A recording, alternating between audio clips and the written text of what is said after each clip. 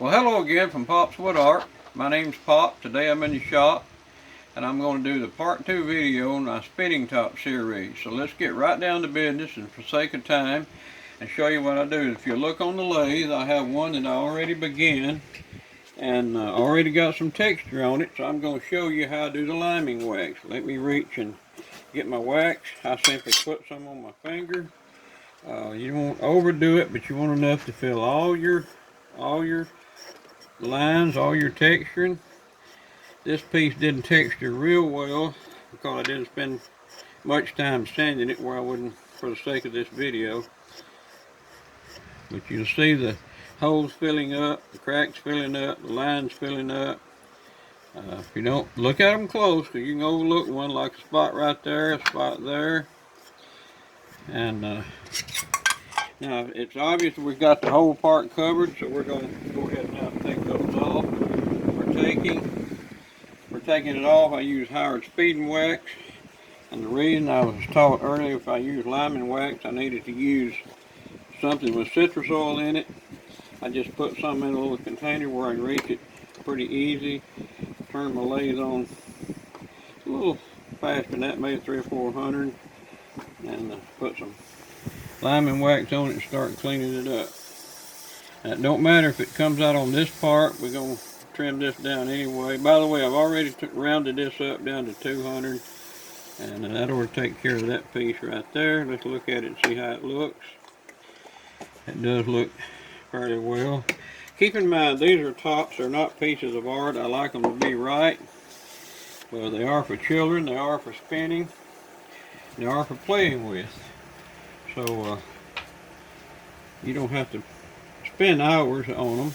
We're going to put some CA glue on it, and the reason I do that is to seal that piece, and that'll make a little finish on it as well. Eventually I'll put some wipe-on poly on them to make them have a little shine and harden them up a little bit. 3 coats is what I usually put.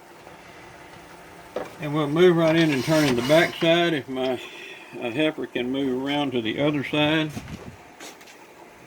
I'll back up out of the way, and I'm going to put on my mask. I should wear a shield, but I'm not today for the sake of this video. Again, you can use 2 tools. You can strictly do it all with the parting tool, which I do sometimes, or you can use a 3/8 inch, it's a 1/8 inch parting tool, or you can use a 3/8 inch spindle gouge, and today I'm going to use a spindle gouge. The back side of my piece is usually pretty flat, so I'll use maybe a little angle on it. Let me cut this down just a little. Try to make it smooth as possible. Smoother it is, the less lines you have to find out.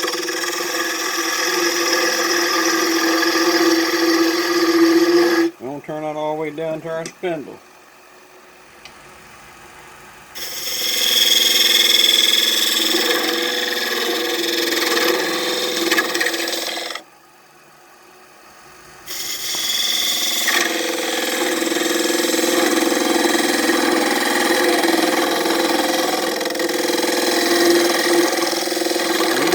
Vibration, even though it has a tailstop pulled up, but we get some vibration because it's a very narrow spindle we're turning against.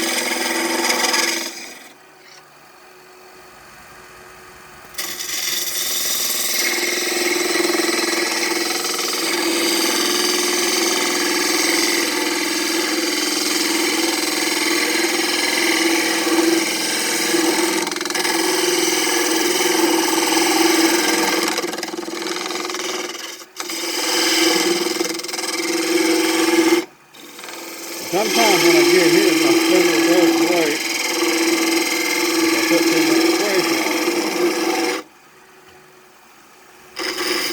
And I'll leave a little ring on it here just for a decoration, so I'm going to go back and...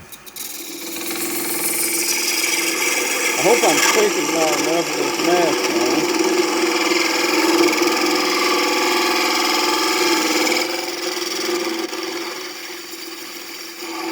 Just like that. And we'll go ahead and fire this stem up a little bit, round this stem up a little bit.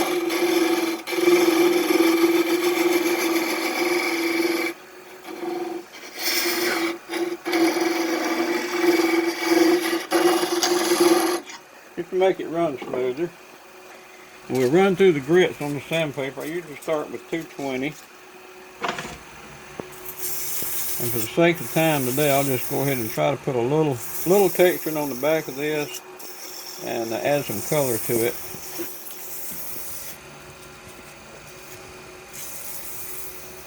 This is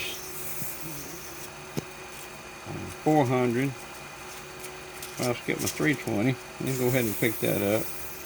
320, 420, 400, and 600 grit. We're going to go ahead. This is what I use the texture with, is a Sorby Mini Texturing 2. It's real hard to texture from this side because we don't have a lot of room because of that pin jaw sticking out there, and the reason I use that pin jaws is explained in that first video. So I'll have a room to put just a little bit on it maybe.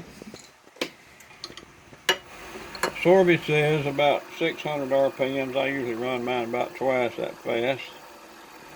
And we'll go in and get just a little decoration on it, little embellishment. Make it pretty. Let's see what that looks like. Yeah, that's going to be a good one. And let's put our lines. These, I usually put a line on it to divide them.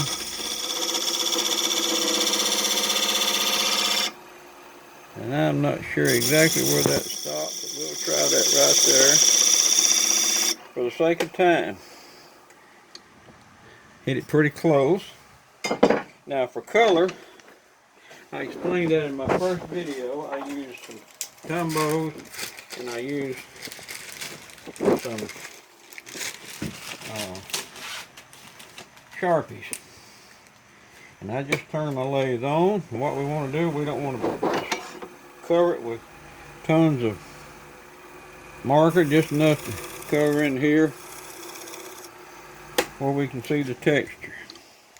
And if you look, you can see, and I had my texturing tube pretty wide that time, so you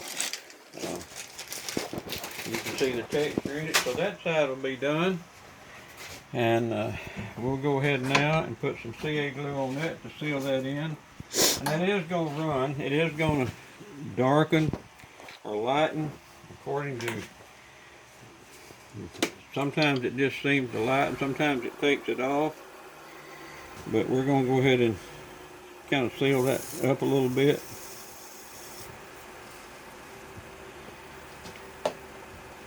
I do need to do one more thing right here, right quick.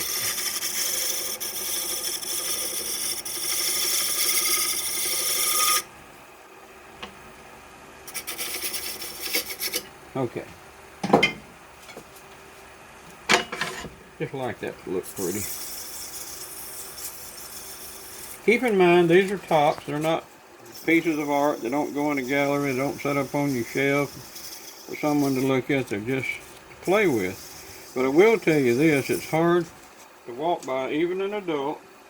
It's hard to walk by and not grab, if you see a top, grab hold of it and not spin it. So let me get a little paper towel. And I do use a lot of paper towels.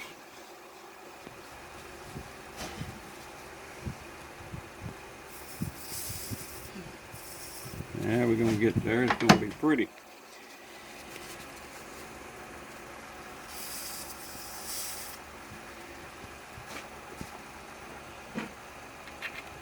Okay, we're going to go ahead and turn this top out now.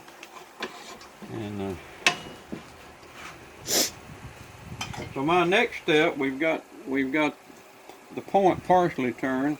My next step is just, I'm going to go ahead and make this a little smaller, but not turn it out yet. I like to leave my tailstock, and let me remind you, when you're doing spindle work, and I do a lot of spindle work, leave your tailstock up as long as you can even if it's a small piece. You need that support. So let's go ahead. We're going to round up our spindle. I like my top stems about 1/4 of an inch.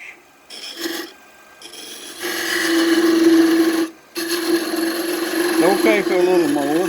I don't measure them with a caliper. I just kind of look at them. I've turned a bunch of them.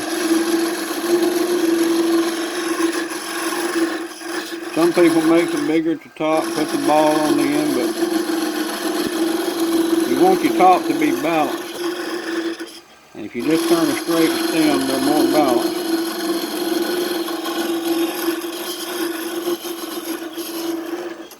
So we about there. I like my top to be about 3/4 minimum, maximum inch long.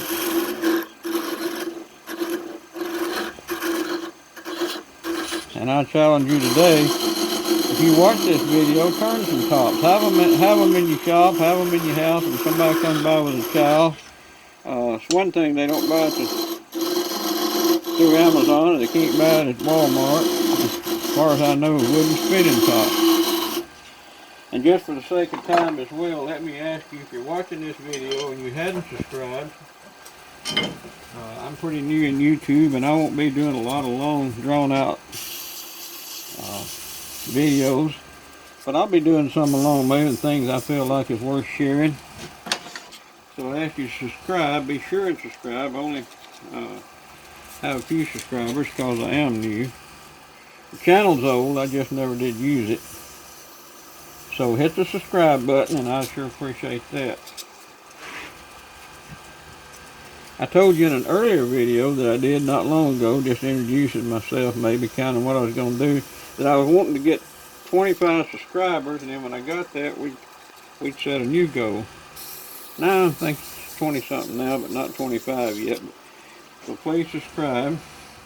Now you can do this two ways. You can go ahead and put your color on it now, which I'm going to, or you can put your CA on it and seal it first, and it makes your color do different things. I just usually take again a Sharpie, and I'll color that.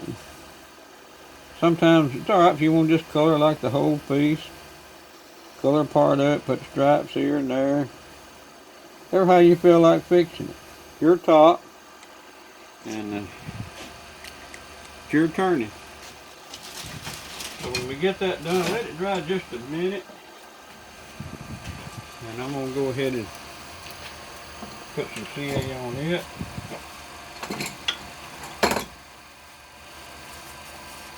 To seal that color in a little bit. And usually I wear a splash shield because I wear glasses, but I'm not going to leave my lathe turning very fast, and I'm not going to stand in front of it.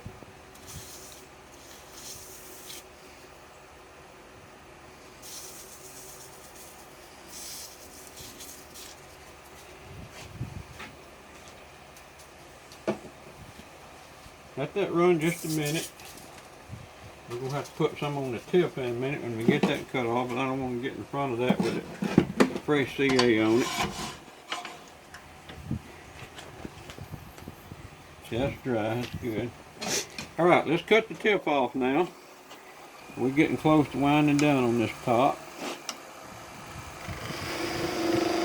And you don't want a real pointed tip. But if it's not pointed at all, if it's just rounded, you'll have a top that wanders all over the place. So you need your tip just right. Some of mine are, some of them are not.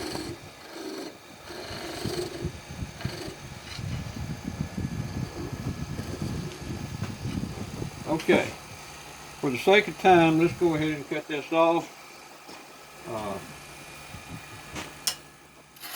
Right quick. And again, I appreciate you watching, and again I ask you to subscribe to this channel. This is how I cut them off, and here's our finished product. With the lime wax on this side, the color on this side, embellishment on both sides. Thank you again for watching. Have a great day. Thank you.